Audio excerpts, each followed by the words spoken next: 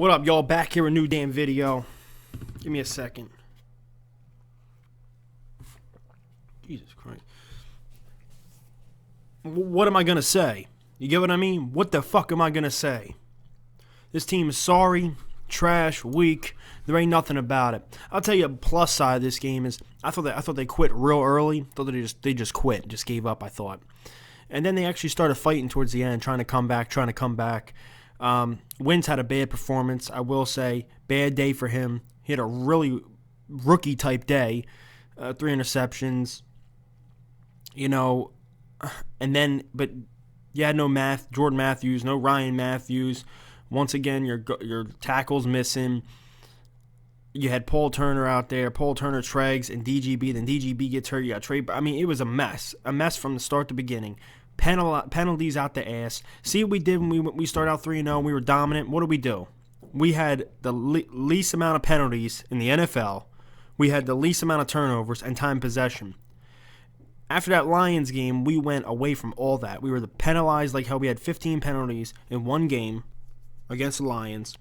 And then Wentz threw his first interception. After that, it went downhill. We're penalized every week. The team's not disciplined. And that goes back to coaching. That goes back to the coach not having them ready, prepared, kind of like Chip Kelly.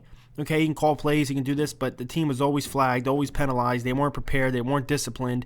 And I think those same players carried that over to this. Even though Peterson might have teach them, or, for example, when Chip was in practice, they said he just ran fast the entire time. Fast pace.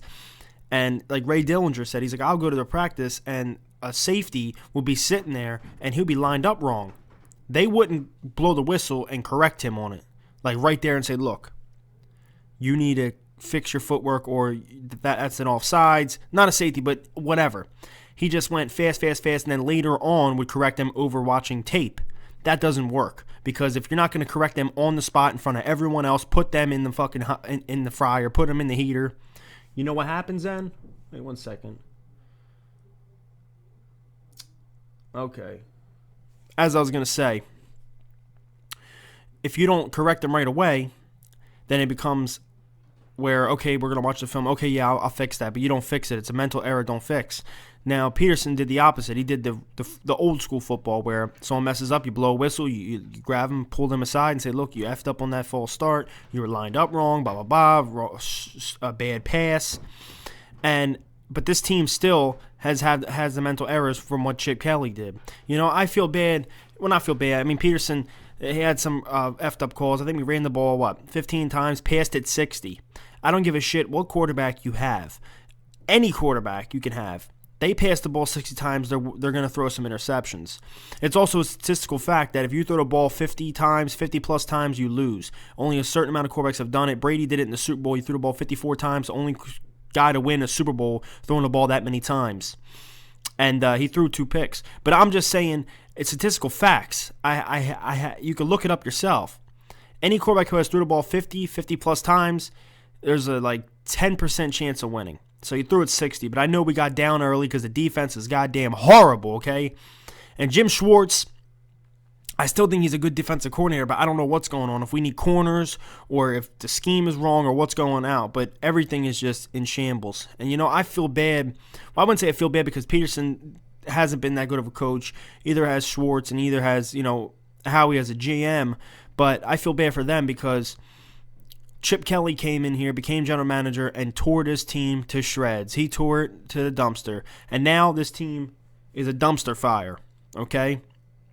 And they need to somehow repair it. They are the scapegoats. When something goes bad, it's fucking Peterson's fault. It's fucking Peter. I know he has bad play calls. I'm not bailing the guy out, okay? But it's his fault.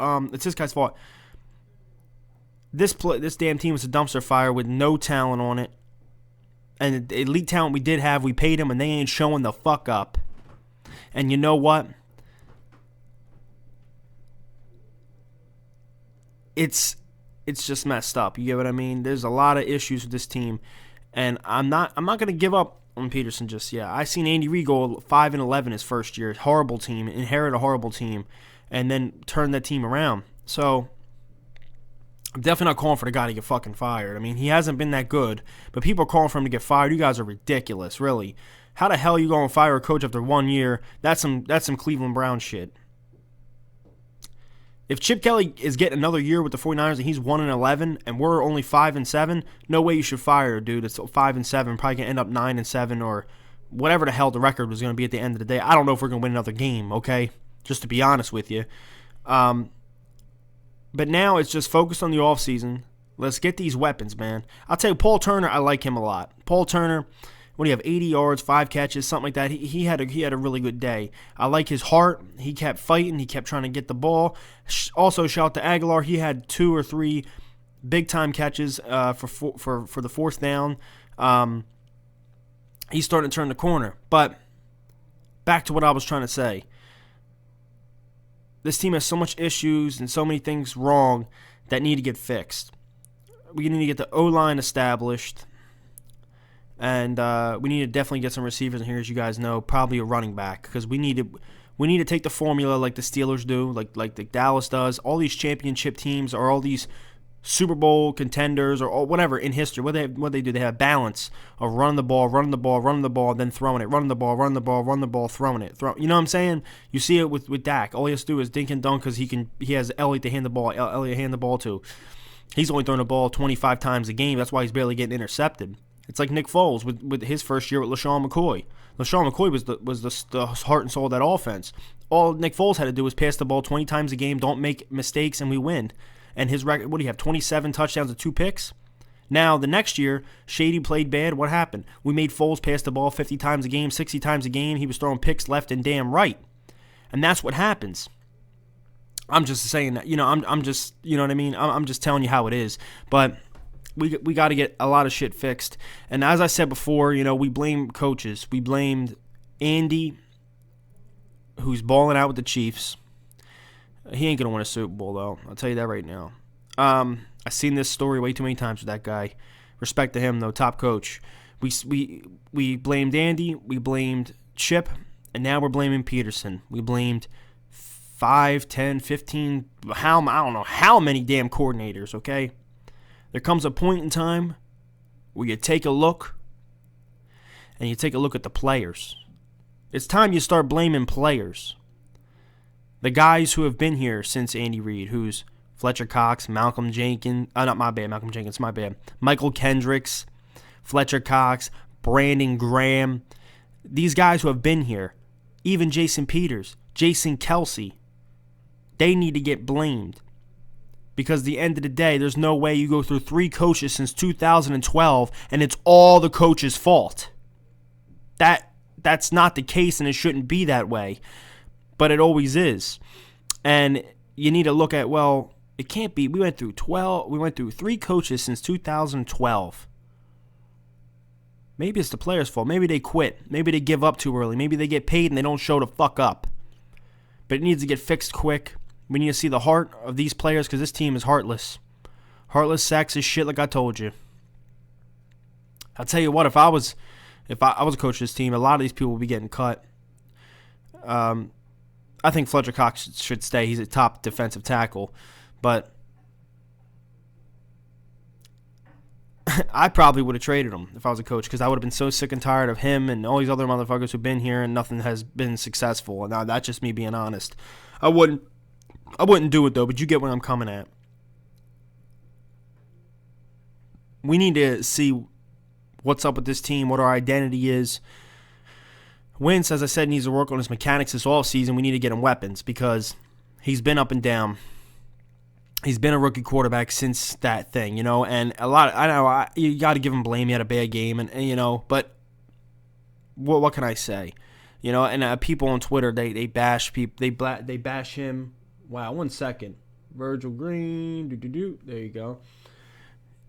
You bash Wentz and stuff, and that to me, that's why social media is the biggest cesspool and the biggest problem with America today. A guy messes up, whether it be football, basketball, baseball, anything in the world, he gets blamed, bullied, and abused forever. I was thinking, wow, imagine if Twitter was around when McNabb's rookie year. Or imagine if Twitter was around. Imagine if Twitter or Facebook was around when Peyton Manning had his rookie year and he threw 28 interceptions, the most interceptions by a rookie quarterback ever, and hasn't been eclipsed yet. Imagine if Twitter and Facebook was around when Troy Aikman had his rookie years and he went 1-15, and then the next year after that went like 2-14 or some shit, and he was terrible. I always thought about that. Like, imagine if these guys who were bad. Imagine Favre. I mean, I'm not comparing. I'm not saying like Wentz. I'm talking about in general now. I'm just talking about in general with players, and I'm mentioning quarterbacks. Yeah, because they're the biggest blame. They get the biggest heat. Look at Favre. He threw a hell of interceptions. I just always thought, imagine if it was around back then, and they were like, oh, freaking out and getting nuts. You know, I don't know. That's off topic. That's just me thinking about the takes and hot takes and all this stupid shit people spit out their mouth. But we got to get the kid help. We got to really fix his mechanics. He does tend to throw high. He got the ball batted down a lot, which is pretty crazy because he's 6'6". But you know what? It's a work in progress. Once again, the 3-0 got us hyped up, and it shouldn't. You shouldn't have got hyped up. I got hyped up, and then once we lost to the Lions, I said, okay, there's a crack in our armor.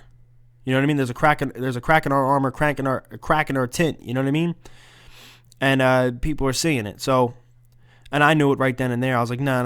Okay, there's a crack in our armor, and we're gonna get exposed, or something's gonna happen, or I don't know what. But you know, we'll see what happens. You know, this is a work in progress. You know, I look at, as I said with Wentz, I look at him just a year ago. He was playing at North Dakota State, not even a top college, a small school. He wasn't even supposed to play this year. Okay, Sam Bradford should have been the quarterback right now. So that's just what I'm trying to get at.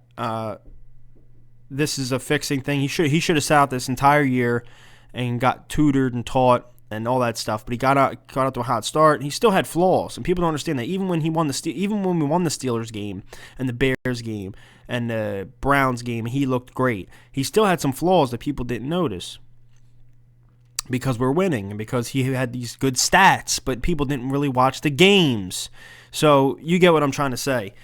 Let's go Birds. I don't know much to say. You know what? I can't wait for Week 17. You know why? I can't wait for the season to be over. I can't believe I'm saying that, but I just can't wait. I can't take it, you know, waking up every day, every Sunday or Monday, and, you know, and I'm a diehard fan, so I can't just turn the TV off. I can't do that. I never did that. I can't just say, well, Wentz threw a pick.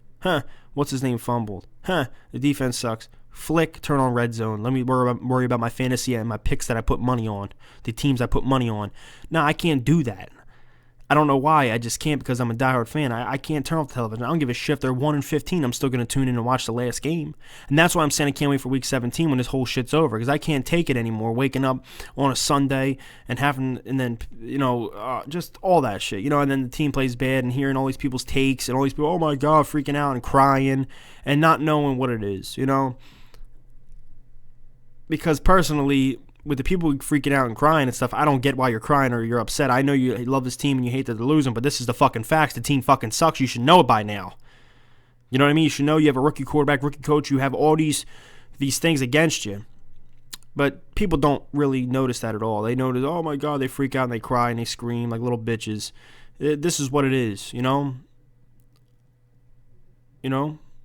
Pull your fucking balls up in your pants and realize it. What the fuck we gonna do? We got to worry about next season. Getting this off-season shit popping, I guess. All right, y'all. Like, subscribe, and comment below. Let's go Birds. This is definitely like a big-ass rebuild. Couple years in my damn opinion.